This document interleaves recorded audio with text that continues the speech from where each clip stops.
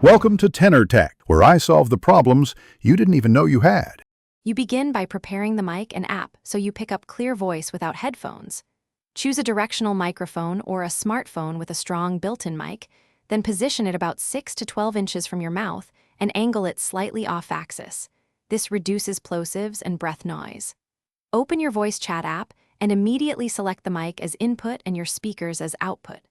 Once done, speak at normal volume and monitor distortion. You will adjust gain next to avoid feedback and clipping.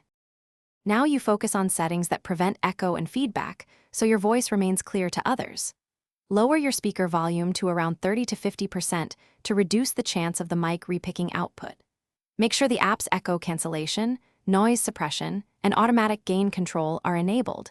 These features filter room reflections and balance levels in real time.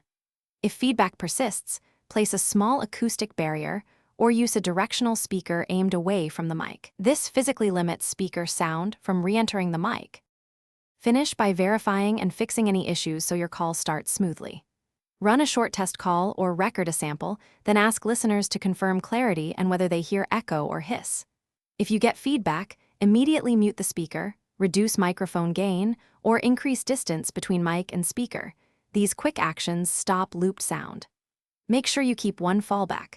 Toggle echo cancellation or switch to push-to-talk mode, because that often resolves stubborn feedback without changing hardware or. Thanks for watching. Subscribe to keep your life in tune.